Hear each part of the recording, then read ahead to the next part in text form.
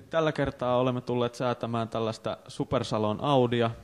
Siitä meille antaa vähän enemmän tietoa Repo Jyrki, joka on mekaanikkona tällaisessa Supersalon tiimissä. Terve Jyrki. Joo, terve vaan.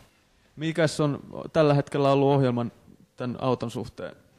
No tässä tämän kevään aikana on moottoriin tullut vähän muutoksia viime vuodelta, että rakennettiin uutta pakosarjaa, vaihdettiin turvaohdintaa, nämä puristussuhteet tippuivat ja nyt moottorin muutosten vaikutusta tässä ollaan etsimässä. Testipenkissä ollaan lähinnä sen takia, että sitä on helppo räjäyttää tuommoinen moottori. Koittaa jarruja. Minkä takia se hiekka? Nyt hajosi jotain. Ja nyt, mitä ollaan näillä säädöillä tähän mennessä saatu niin kuin irti, niin vähän näyttäisi ylätiukalta kone, että katsotaan nyt, että mihin se päättyy sitten. Mihin nyt just tässä säädössä niin kajotaan? No tässä säädössähän Harinen hoitaa tämän säätämishomman, että me ei niin varsinaisesti puututa siihen, että siellä haetaan moottoriin vaan parametrit kohdalle, että niihin ei oikeastaan hirveästi pystytä tässä vaikuttamaan. Ja että tässä nyt lähinnä tutkitaan sitä, että miten tuo uusi turbo käyttäytyy tämän moottorin kanssa. Tämä on Audin 2,2-litrainen 5-pyttyinen 20-venttiilinen S2 moottori perustuva kone. Itse asiassa siinä ei ole enää mitään vakiota, että kaikki on periaatteessa muutettu. Siellä on mittatilastoja tehty Suomessa kiertokanget, moottorikohtaisesti teetetyt männät, itse tehdyt pakosarjat, imusarjat, kaikki, että siinä ei ole mitään vakiota. Ja turboahtimella niin sieltä olisi nyt tarkoitus saada sitten voimaa kuitenkin semmoinen noin 700 hevosvoimaa, ehkä yli. No mites tämä runkohan näyttää aika villiltä, tässä on täysputki runko, niin voitko vähän kertoa, että mitä tässä on ajettu takaa, kun tämä on tehty?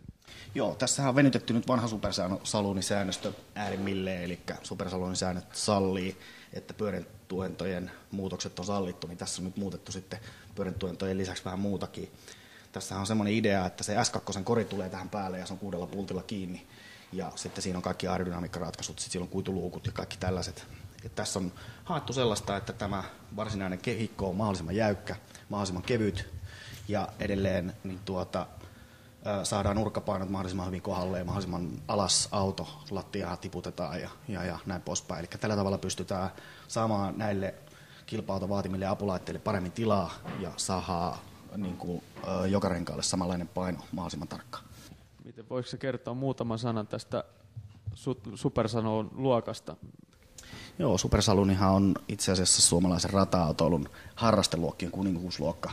Tarkoittaa sitä, että suurin osa autoista on itse rakenneltu ja että siinä on tällainen idea, että rakennetaan autot, harrastetaan tallissa ja näytetään tulokset radalla. Siellä on puhtaita kilpa-autoja, puhtaasti kilpa-autokäyttöön tarkoitettuja. Säännöt on hirveän vapaat, moottorit on vapaat, kunhan iskutilavuus on alle 8 litraa. Vetotapa vapaa, vaihelaatikko vapaa ja näillä vanhoilla säännöillä tällaisiakin rakennemuutoksia sai tehdä. Mutta nyt sitten muuttui, pari vuotta sitten tuli uudet säännöt ja nyt ensi kausi on toiseksi viimeinen kausi, mitä näillä saa ajaa näillä niin sanotulla vanhan säännön vehkeillä. Ja uusissa säännöissähän nyt tällaiset putkirunkorakenteet ja rankasti muudellut itse kantavat runkorakenteet on kiellettyjä.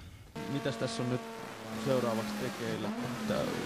Kysytään nyt vaikka tämän säätöstoimenpiteen suhteen. No tässä on nyt sillä lailla menty, että on lähdetty pienistä ahtopaineista liikkeelle, kun moottoriin on tehty muutoksia, turboon muutoksia ja lähdettiin noin 1 paarin ahtopaineesta, sillä haettiin säädö kohdalleen, sitten nostettiin parikymppiä painetta sillä ja nyt mennään koko ajan pikkuhiljaa ahtopaineessa ylemmäksi, kuunnellaan, ettei moottori nakuta ja seokset on hyvät. Pakokaasun lämmöt hyvät, turbon vastapaineet ei nouse liian korkealle ja kaikenlaisia pieniä asioita.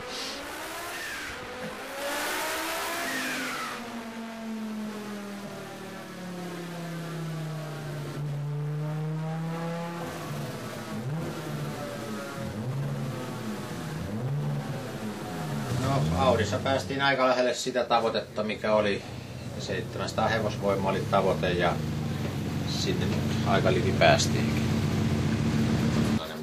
Kuva saataisiin, millainen toinen Audi on, niin tässä on Audin vääntökäyrä. Siellä on noin 700 newtonia vääntöä, pikkusen reilu. Että tässä on aika iso ero. Ja sitten moottoriteho noin 700 hevosvoimaa. Että se menee ilmeisesti aika pirteästi tommonen Audi.